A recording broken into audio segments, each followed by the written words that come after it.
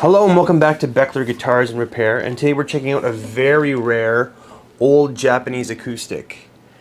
There's only 12 of these that have been found in the wild, and only 4 of those are this early production distributed in Canada model. This is a Daion L-99. Let's have a look.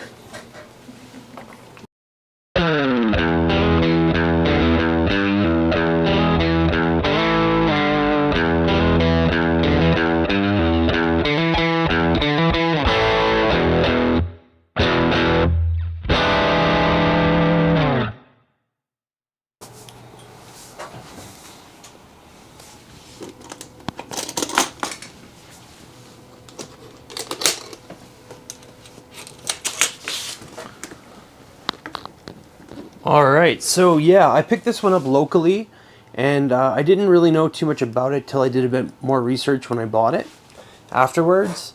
And yeah, this is a really rare Daion Legacy L-99. So I just recently did a video on Yamaki guitars, Yamaki guitar that I had. So Yamaki guitars were started in like 1960s.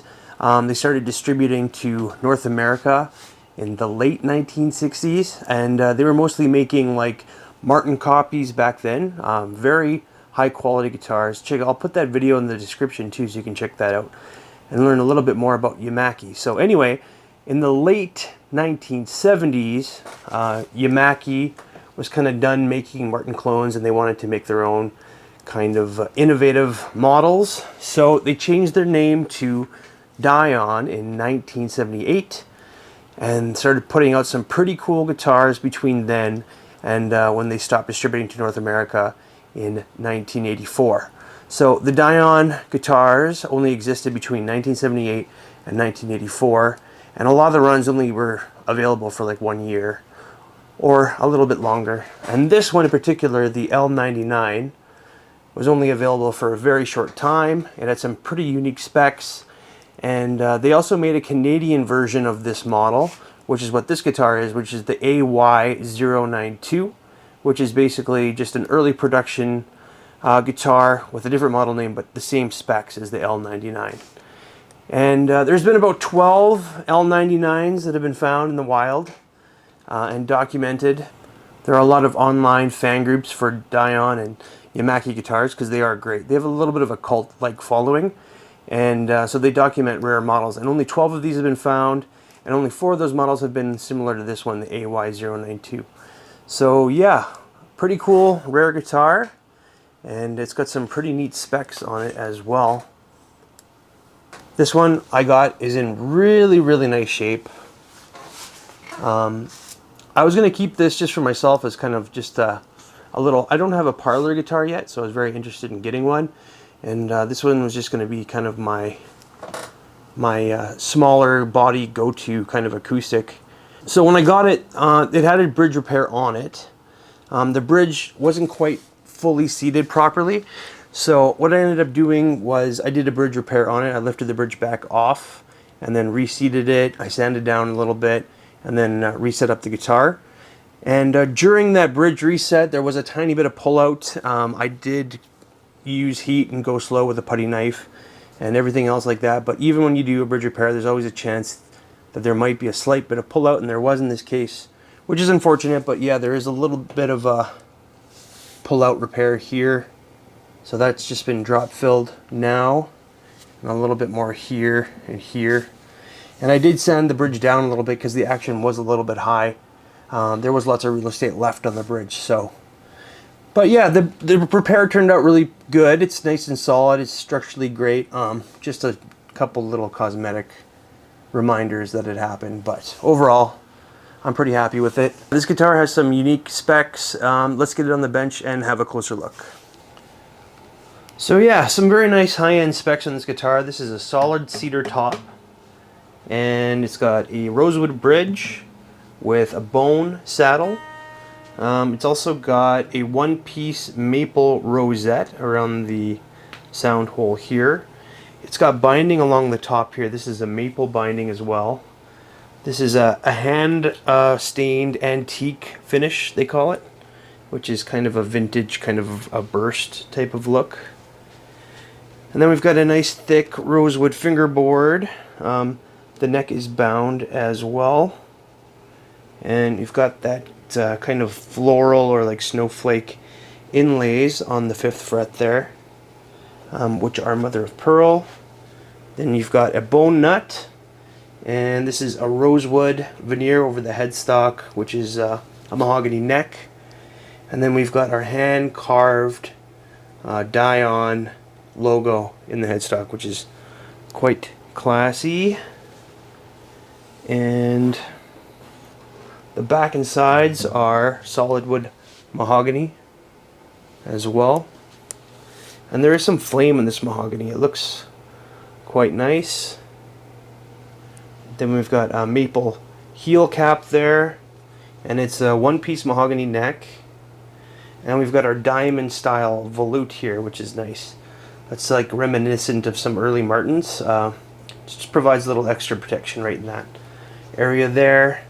And then we've got our Daion branded tuners there. Those are Goto tuners, kind of rebranded. So they're very good tuners. And then there's our Daion logo, made in Japan. Let's get some further specs here. Weighing in at 4 pounds and 7 ounces. Width at the nut is a 1.729, and at the 12th fret it's a 2.13. Neck depth at the 1st fret is a 0.91, and we'll take it at the 11th fret since the 12th is turning into the heel. It's a 1.08. Here's a look at our neck profile. So yeah, it's a pretty standard C-style neck. A lot of people are going to be able to get along with that. And the neck feels a little bit on the chunkier side. I would say it's more like, if you're comparing it to a Gibson, it's a lot like a 50s kind of a rounded neck. It's substantial. So yeah, this guitar was in excellent shape aside from the bridge repair, but the bridge is nice and stable now. But let's go ahead and take a closer look here. So headstock is super clean. We've got that really cool, good-looking, hand-carved Daion logo right in the headstock there with the rosewood veneer. And our nut is pretty cool. They actually formed the nut to match the contour of the neck. So I haven't really seen that done before. But yeah, it's a really nice, well-done bone nut there. So yeah, it kind of matches the contour as the neck gets bigger towards the angle of the headstock. And that would be tricky to replace if you ever had to. So just keep that in mind. But yeah, our bone nut seems to have stood the test of time, and it's looking good. And yeah, there's no fret wear at all on this guitar, I noticed. So there's no marks in the frets, no pitting, no anything. And it's a nice looking dark rosewood fingerboard. I know some of the earlier 60s Yamakis had Brazilian rosewood. This might be Brazilian, but I don't think so. It's got a little bit of red in there, a little bit of streakiness, but I think it just looks like normal, like Indian rosewood. And there's a look at our floral inlays there. They call them floral. They kind of look like snowflakes. Those are mother of pearl.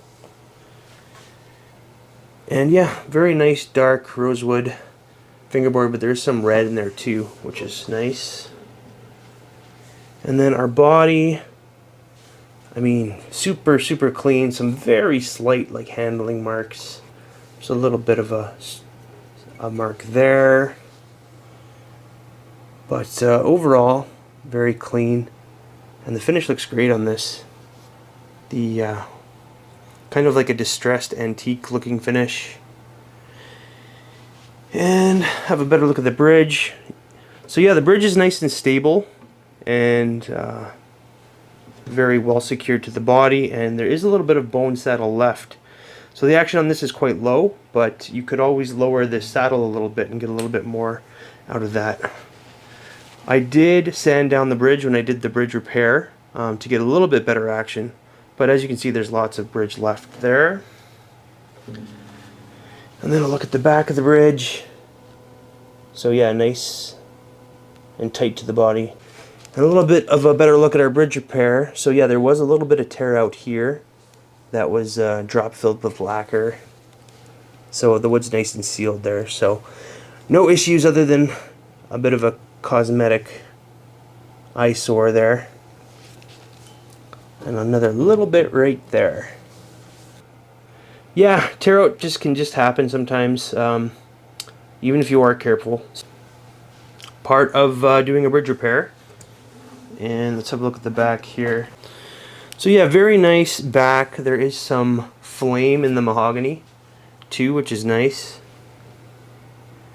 And no major marks or dings on the back. Maybe a couple small little handling marks. There's a little bit of a mark right there. A little something right there. Overall quite clean. And there's a look at our strap button. No electronics in this guitar, it's just a straight up acoustic. And here's a look at our neck here. No marks on the neck, no impressions or anything. It's nice and clean. And there's our diamond volute and our Daion branded Goto machine heads.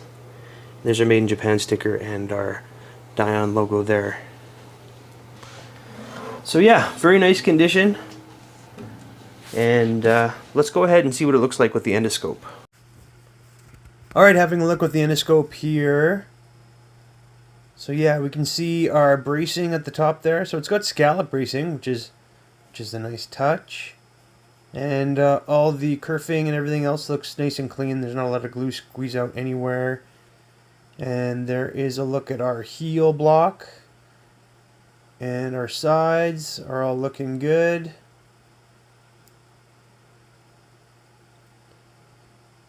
And there's a look at our neck block, and it has the model number and the serial number right there.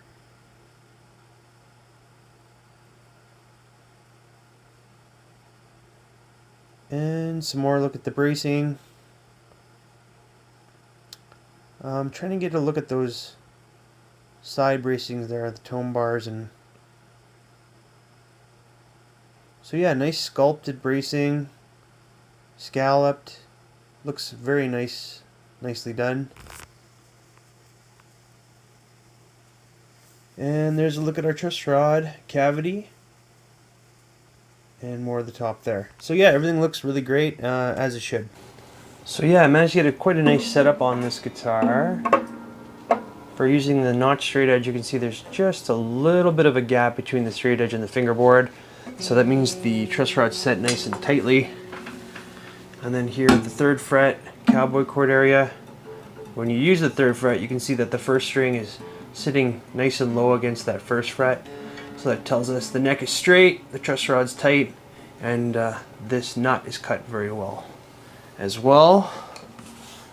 And then here at the 12th fret, using our depth gauge, we can see at the low E, we're sitting at about a 1.5, and at our high E, just between a 1 and a 1.25. So yeah, nice low action. The scale length on this guitar is a 25.5, and it also has a 10-inch radius. Alright, just checking to make sure there's no fretting or buzzing anywhere on the fingerboard here. So I like to speed this part up, but if you want to hear it in real time, you can slow down your player to 25%.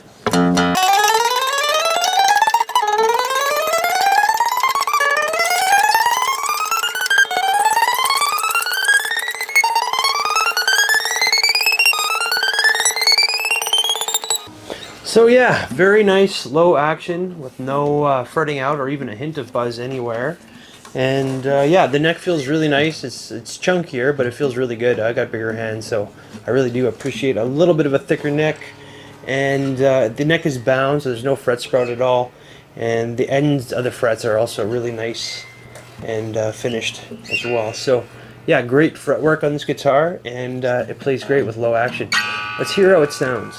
Alright, so this being a parlor guitar, it's going to have an intrinsically different sound than, say, a dreadnought. So dreadnoughts typically have more bass, more highs, more volume, a little bit more resonance. Smaller body guitars like a parlor will have a more pronounced like mid-range, and the bass and the highs are a bit more rolled off. I'm using an SM57 right near the sound hole, about 6 inches away, and then I'm also using a condenser mic, a P48 from Audio-Technica, just for an overhead kind of a room mic.